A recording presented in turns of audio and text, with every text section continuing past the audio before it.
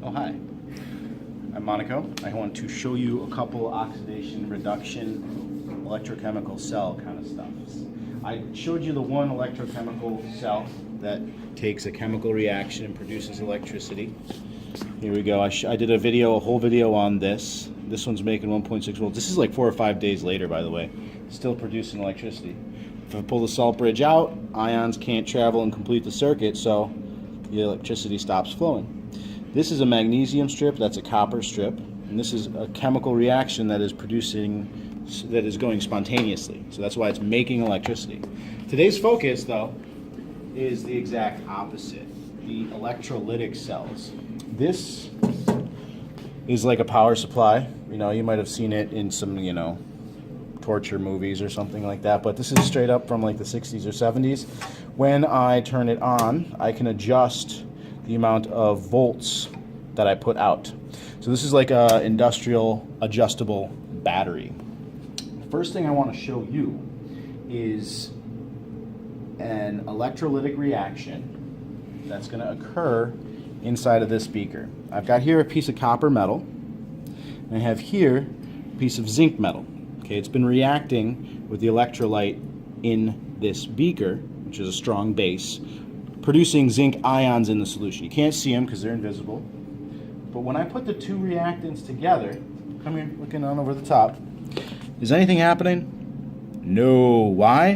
Because this is a non-spontaneous reaction that I have to use this electricity to make happen. So I'm going to turn my output down to 0, turn on my power, take a look in there, and as I turn up the voltage, yeah, get a nice good focus on there. As I turn up the voltage, you can see a chemical reaction starting to occur instantly. You know this is happening because we see gas and bubbles being produced. And you can see that the copper is getting a nice light silver coat. This is called electroplating. I'm using electricity to force a chemical reaction to occur. That chemical reaction is a redox reaction, and as a result, I'm going to take metal that had dissolved into ions and went into the solution there, the aqueous solution. Those ions are then picking up electrons that have built up on this other copper metal right here. When they pick up those electrons, they turn back into atoms. And as a result, they make a nice coating on the metal that is attached to this red wire here. So let me pull this out for a second. Turn off the electricity, pull it out. Turn off the electricity. Look at that. You can tell that it's no longer the copper material that it started out as. Okay, it's now got a coating of zinc over the top of it. Just do a little more juice here. I think I'll follow this up with maybe a time lapse because the next one I want to show you takes a little time. So this is an electrolytic cell. It's producing a chemical reaction powered by electricity. So when you look at electrolytic cells on the reagents of our test, they always have to have a power source. Notice also there's no salt bridge in here. There's no half cell 1, half cell 2. It's all in one container.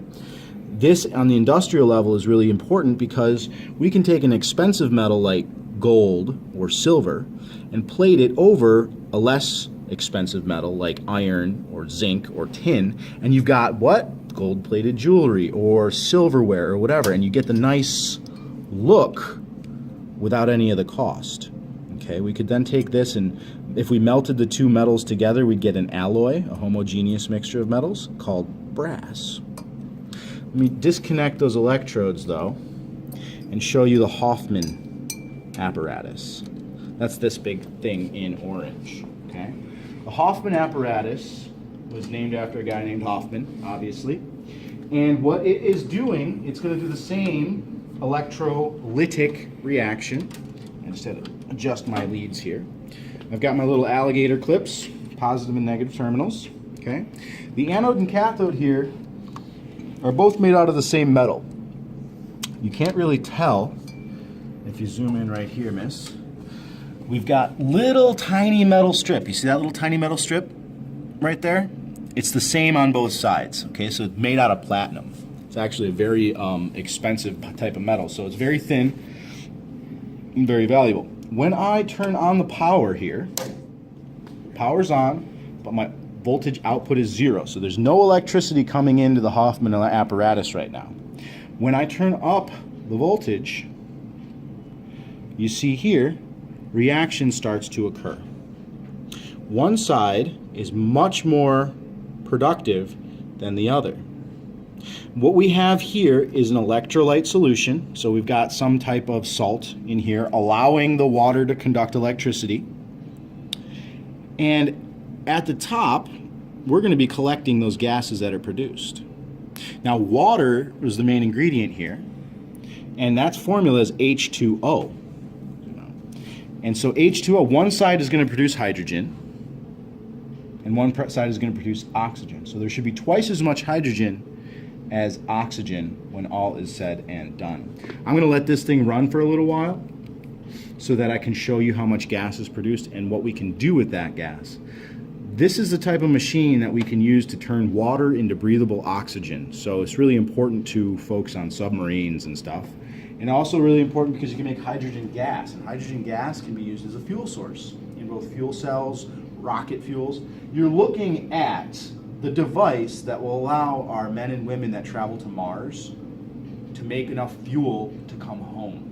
Because rocket fuel is just different variations on hydrogen and oxygen, compressed, liquefied, and used in a very, very specific kind of way to fuel your rocket engines. You can make a gas, you can compress a gas, you can use a compressed gas to propel yourself through outer space. So I guarantee you an electrolytic cell will be one of the main tools that they bring with them to Mars or any extraplanetary expedition, because it guarantees you that you can make enough fuel to get back home. And hey, oxygen to breathe while you're there. Kind of important if you're stuck on Mars, right? So electrolytic cells can do a lot of good stuff for us industrial. Thanks for watching. So I just wanted to show you the follow-up video to my Hoffman apparatus. It's been running for about 30 minutes now, and you can see there's twice as much of one gas as the other, roughly. So this is how we know that this side is hydrogen, this side is oxygen, because the formula for water is H2O1. So there's twice as much hydrogen as there is oxygen in the final product. That is the conclusion of the Hoffman apparatus and the electrolysis or electrolytic type of chemical cells. Thank you for watching.